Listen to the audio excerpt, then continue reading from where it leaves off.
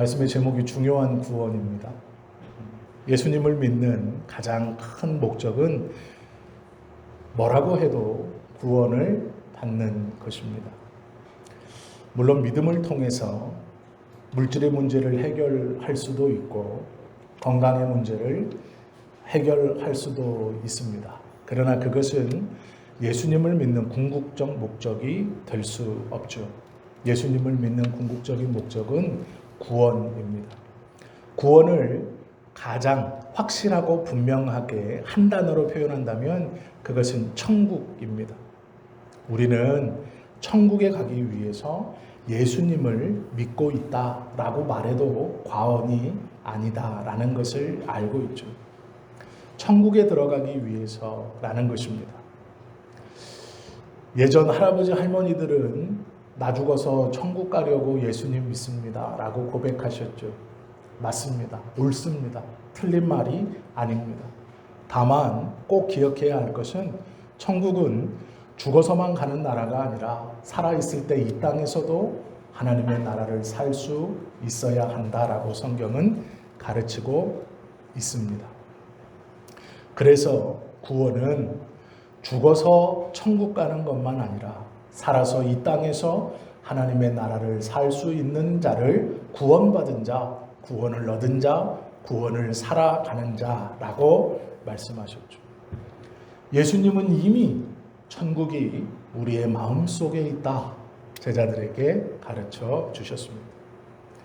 우리에게 있어서 구원의 문제만큼 중요한 것은 없습니다. 구원의 문제를 해결하지 않고도 부자가 될 수 있습니다. 구원의 문제를 해결하지 않고도 형통할 수 있습니다. 구원의 문제를 해결하지 않고도 잘 살 수 있습니다. 그러나 문제는 구원의 문제를 해결하지 않으면 그것은 아무것도 아니다라는 것이죠. 반대로 구원의 문제를 해결하고도 가난할 수도 있습니다. 구원의 문제를 해결하고도 어렵고 힘들 수 있습니다. 구원의 문제를 해결하고도 병들 수 있습니다. 그러나 그것이 우리에게 큰 걸림이 되지 않으면 가난이나 불평함이나 불행이나 약함이 우리에게서 이 구원을 뺏어갈 수 없다는 것은 분명합니다. 그만큼 구원은 중요하죠. 찬송가 중에 높은 산이 거친 들이 초막이나 궁궐이나 내 주 예수 모으신 곳이 그 어디나 하늘나라라는 찬송이 있습니다. 환경에 구애받지 않고 하나님과 함께하는 그곳이 하나님의 나라라고 고백하는 것이죠. 우리의 생명은 이 땅에 있지 않고 하나님의 나라에 있습니다. 하늘에 있다라는 것이죠. 우리의 행복은 세상에 달린 것이 아니라 하나님의 나라에 달려 있다라는 것입니다. 우리의 불행함은 이 땅에서 좌지우지되는 것이 아니라 하나님의 나라에 달려 있습니다. 사탄은 우리의 불행함이 세상을 잃었기 때문이라고 우리에게 가르칩니다. 그리고 그것을 믿게 하려고 발악합니다. 너의 불행은, 너의 슬픔은 세상에서 이것을 가지지 못했고 세상에서 이것을 움켜쥐지 못했기 때문이다라고 우리에게 속삭입니다. 그러나 우리는 분명히 알고 있습니다. 우리의 불행은 세상을 잃었기 때문이 아닙니다. 하나님의 나라를 붙들고 있지 못하기 때문이다 라는 것을 우리는 알고 있습니다. 왜 우리의 삶이 지치고 어렵고 고통과 고난이 우리의 삶을 에워싸고 나의 삶에 점철되어 있는 것 같은가? 그것은 하나님의 나라를 잃어버렸기 때문입니다. 어느 순간부터 그 나라가 내 마음 밖에 있기 때문에 그렇습니다. 한숨이 끊이지 않는 것은 이 하나님의 나라를 세상 나라와 바꾸었기 때문에 그렇습니다.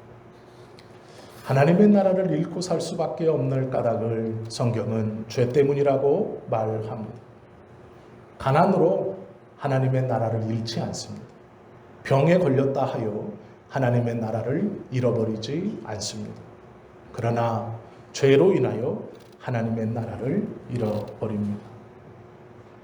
건강하지 못하고 장애가 있다 하여 하나님의 나라에 들어가지 못하는 것이 아닙니다.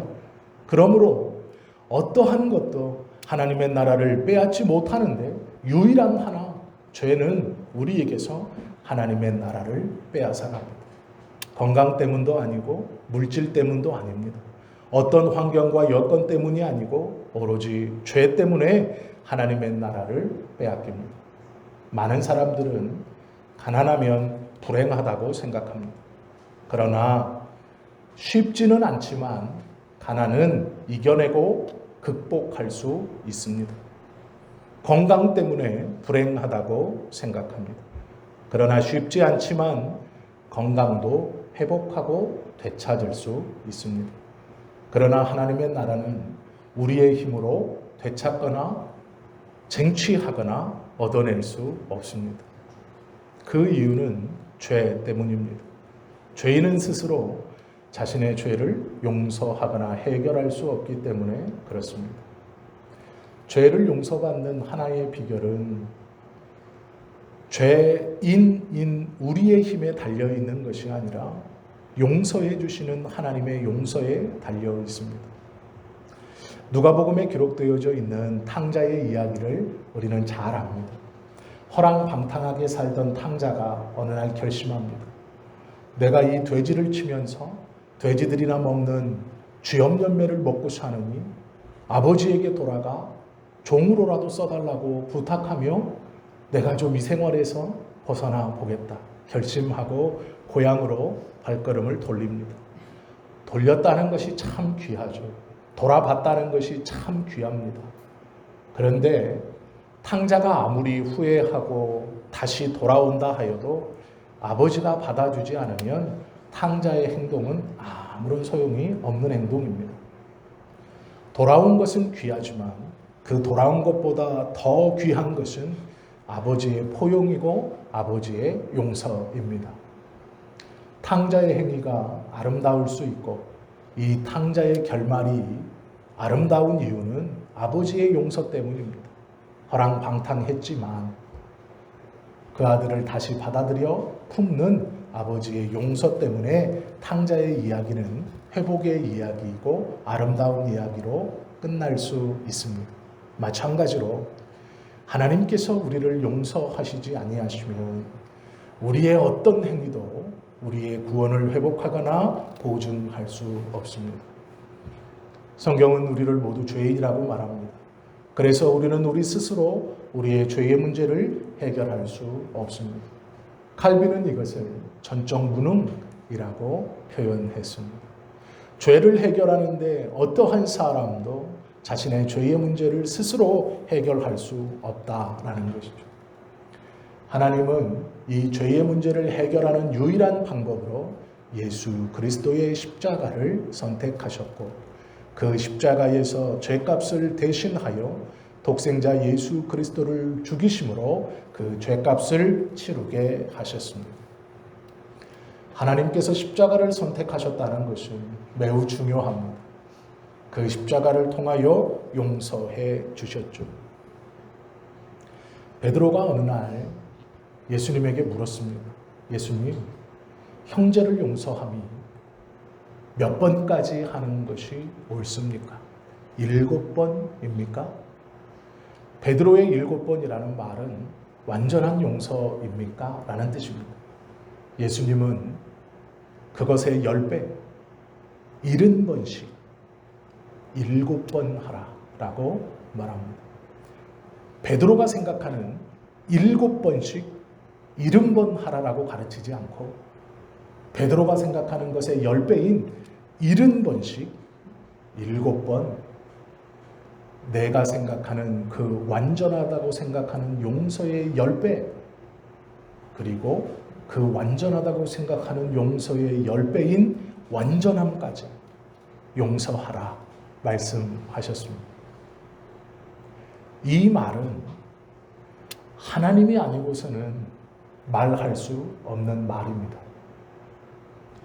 하나님의 사랑이 아니고서는 인간이 생각할 수 있는 가장 완벽하다는 용서인 7번, 그러나 하나님이 아니고서는 그것에 비교할 수 없는 10배인 70번 그것을 완전히 하라, 끝까지 하라, 마지막까지 하라라고 할 수 있는 분은 하나님입니다. 그러기에 예수님만이 베드로의 그 질문에 70번씩 7번 하라라고 대답하실 수 있는 것입니다. 이것이 하나님의 사랑입니다. 사랑이 있으면 용서할 수 있습니다. 사람들은 돈을 받고 용서해 주기도 합니다. 그러나 그것은 진짜 용서가 아닙니다. 오직 70번씩 7번 인간이 할 수 있는 최고의 용서, 최고의 사랑에 곱하기 10배 할 수 없는 그 사랑을 완벽함의 숫자인 7번씩 하라고 가르칠 수 있는, 말할 수 있는 하나님만이 그 온전한 사랑으로 완전한 용서를 이루실 수 있다라는 것이죠. 그것이 십자가입니다. 70번씩 7번 완벽히 용서하신다라는 증거가 십자가입니다. 그러기에 예수님의 십자가는 귀하고 복된 것입니다. 예수님과 함께 십자가를 지었던 좌우에 있던 강도는 흉악한 자들입니다. 성경은 말 그대로 흉악하다라고 기록하고 있습니다. 그러나 그들이 용서받았습니다. 왜 그런지 아십니까? 예수님의 십자가는 그 흉악함을 능히 용서하고도 남기 때문에 그렇습니다. 우리에게 십자가도 마찬가지입니다. 우리의 모든 허물과 죄를 능히 용서하시며 70번씩 7번 가장 완벽하고 가장 온전한 사랑의 용서를 우리에게 알게 해 주시는 것이 십자가이기 때문에 우리의 구원을 위해서 그 십자가만이 유일한 하나님의 사랑의 완전함의 표현이기 때문에 그 십자가가 중요한 것입니다. 일본의 소설책 중에 아주 오래전에 나왔던 양치는 언덕이라는 책이 있습니다. 이 책의 주인공이 나오미입니다. 성경에 나와 있는 나오미가 아니고요. 일본인 여성의 이름이 나오미입니다. 이 여성은 목사의 딸입니다. 소설의 내용입니다. 어느 날 이 여성이 놀러 나갔다가 료이치라고 하는 남자를 만났습니다. 굉장히 잘생겼고 젠틀합니다. 그래서 사랑에 빠졌습니다. 그런데 문제는 이 료이치가 바람둥이에다가 술주정뱅이에다가 도박꾼입니다. 부모가 반대했습니다. 그러자 이 나오미는 이 료이치와 눈이 맞아 야밤도주를 합니다. 한참의 시간이 흐른 뒤에 나오미가 집으로 돌아옵니다. 이유는 이 료이치가 다른 여자를 만나고 술을 마시고 도박을 하고 나오미에게 폭행을 가했습니다. 참다가 도저히 방법이 없어 다시 고향집으로 이 나오미가 돌아옵니다. 그리고 잊어버리고 얼마의 시간이 지났습니다.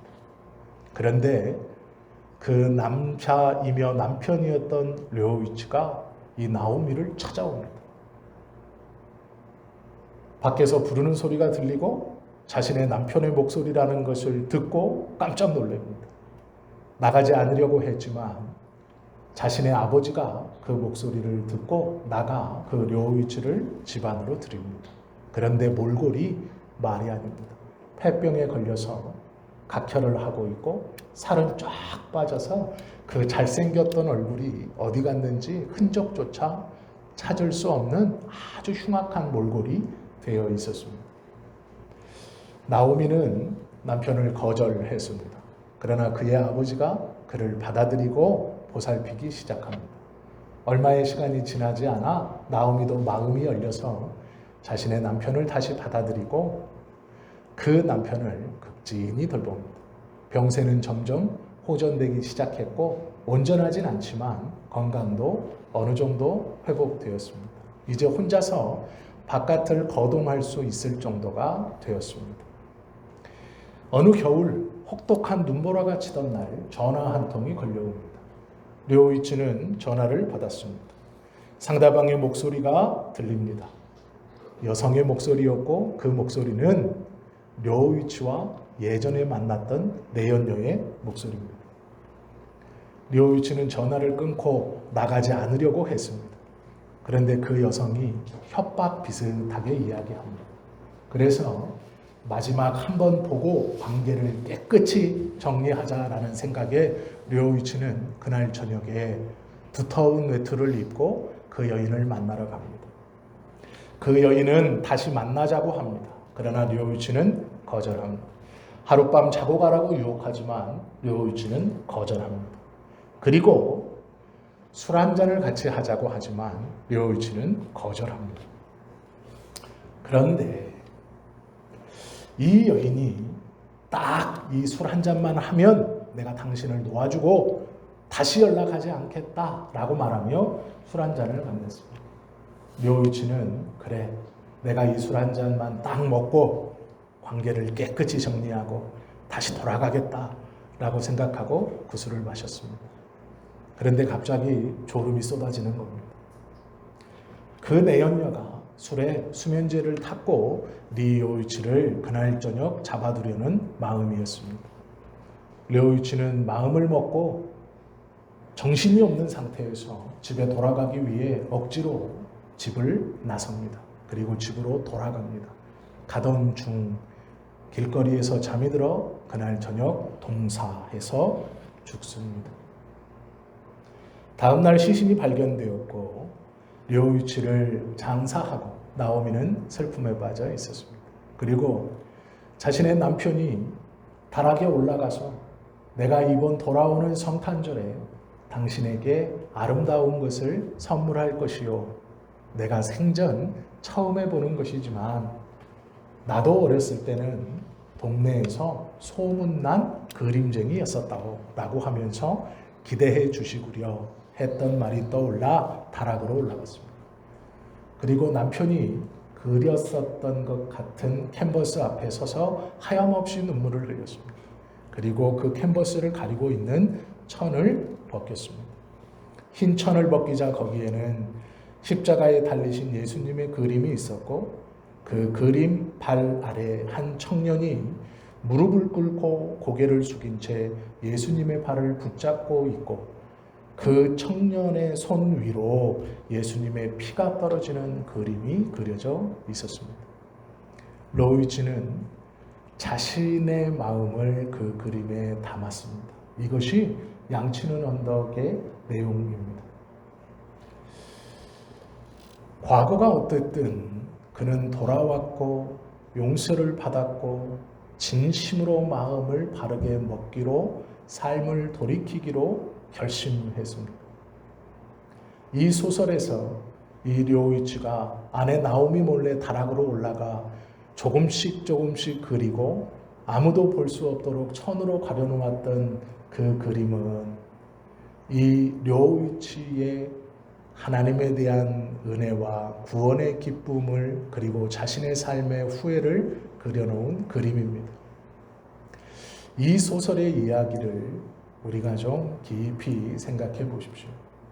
우리의 삶이 과거에 어땠든 우리가 예수 그리스도의 십자가를 붙들고 있다는 것은 우리의 모든 죄를 이미 용서받았다는 것입니다. 믿음이 있다라는 것은 그 예수님의 십자가를 붙들고 있다라는 것이죠. 내 삶이 어땠든 내 과거가 어땠든 그것에 매여 있지 않고 예수님의 십자가로 인하여 깨끗게 되었다, 구원받게 되었다, 모든 죄가 용서받았다라는 것입니다. 이것이 십자가의 능력입니다. 죄로 말미암아 죽을 수밖에 없었던 우리를 구원해 주시는 하나님의 놀라우신 방법입니다. 예수님께서 십자가에 달려 돌아가심으로 우리는 다 구원을 받았습니다. 이미 우리는 이 땅에서 능히 넉넉히 하늘을 살 수 있는 사람들입니다. 제가 자주 예화를 들지만 대학교를 졸업할 때쯤 저에게 아주 재미있는 프로가 있었습니다. 그게 무엇이냐면 거의 매일 저녁마다 하는 야구 중계 프로그램이었습니다. 메이저리그에서 뛰고 있는 박찬호 선수의 경기였습니다. 낮에는 수업 듣고 교회에 가 있고 하느라고 경기를 보지 못하고 저녁에 돌아와서 잘 되지도 않는 인터넷 보면서 그 녹화, 그리고 그때는 여러 플랫폼에서 이 야구를 띄엄띄엄 따서 하이라이트를 보여주곤 했습니다. 토요일 저녁에 채널을 돌리다가 정규 채널이 아닌 인터넷 채널에서 이 박찬호 선수의 야구 중계 경기를 1회부터 9회까지 다 보여준 적이 있습니다. 제 기억에 박찬호 선수가 5연승을 하냐 마냐 이럴 때였습니다. 1회의 등판에서 1회 초 공 19개를 던졌습니다. 이건 아마 다 아시겠지만 많이 던진 겁니다. 1회에 공을 19개 던졌다는 건 너무 많이 던진 겁니다. 아나운서와 해설, 캐스터 이 사람들이 걱정을 했습니다. 너무 많이 던졌습니다. 볼이 많습니다. 오늘 컨디션이 좀 좋지 않은 것 같습니다. 마지막까지 끌고 가지 못할 것 같습니다. 5회 이상 던지고 6회 이상 던져야 할 것인데 걱정입니다. 여러 말을 했습니다. 그런데 저는 불안하지 않았습니다. 3회에 홈런도 맞았습니다. 6회에 만루도 있었습니다. 그런데 불안하지 않았습니다. 왜 그러냐면 오전에 했던 경기의 결과를 저는 점심때쯤 알고 있었습니다. 박찬호 선수가 5연승을 하는 날이었습니다. 그리고 저녁에 돌아가 녹화 경기를 보는 겁니다. 이미 이긴 줄 알고 보는 경기가 재미있었습니다. 재미있었던 이유는 TV 안에 그 인터넷 방송 안에 있는 아나운서는 큰 소리를 지르고 긴장하고 어떻게 하냐 했지만 저는 결과를 알기에 참 재미있게 봤습니다. 마이크 피아자가 역전 홈런을 쳤습니다. 그리고 경기가 끝났습니다. 저는 그것을 잊을 수가 없습니다. 너무 재미있었고 즐거운 하루의 마무리였기 때문에 그랬습니다. 우리의 삶이 그와 같습니다. 이미 우리는 승리했고 이겼습니다. 예수님의 십자가로 인해서 우리의 승리는 보장되었습니다. 1회에 몸이 부서질 것처럼 어깨가 빠질 것처럼 공 19개를 던질 상황이 될지도 모릅니다. 3회에 홈런을 맞아 진 것 같은 그러한 기분이 들지도 모르겠습니다. 만루 상황이 되어서 쫓기듯 위기 속에 있을 것과 같은 상황이 될지도 모르겠습니다. 그때 사람들은 포기합니다. 예수님의 십자가를 잃어버리는 순간 우리는 공 19개에 포기하고 홈런 한 방에 포기하고 만루인 상황에 삶을 포기합니다. 승리가 예견되었지만 그것을 중간에 그만둡니다. 왜요? 예수님의 십자가를 잃어버렸기 때문입니다. 예수님의 십자가를 잃어버리면 나의 눈앞에 있는 만루의 상황이 홈런을 맞은 것이 절망이고 다시 일어설 수 없는 고통입니다. 아무런 희망이 없는 상황입니다. 그러기에 그 경기를 포기해야죠. 놔버려야죠. 그것이 더 낫다라고 생각하기 때문이죠. 예수님의 십자가를 잃어버리면 우리의 삶은 아무런 희망이 없습니다. 믿는 자들 또한 마찬가지입니다. 믿는다고 하여도 홈런은 맞을 수 있고 믿는다고 하여도 만루의 상황에 처할 수 있습니다. 그때 꼭 기억하십시오. 다 이긴 경기이고 승리는 확정되어 있습니다. 이것이 하나님의 사랑인 십자가입니다. 예수님의 십자가로 말미암아 구원받았다라는 것은 죽어서 천국 간다와 함께 살아서 이 땅에서 하나님의 나라를 산다라는 것입니다. 결국 이길 것이다.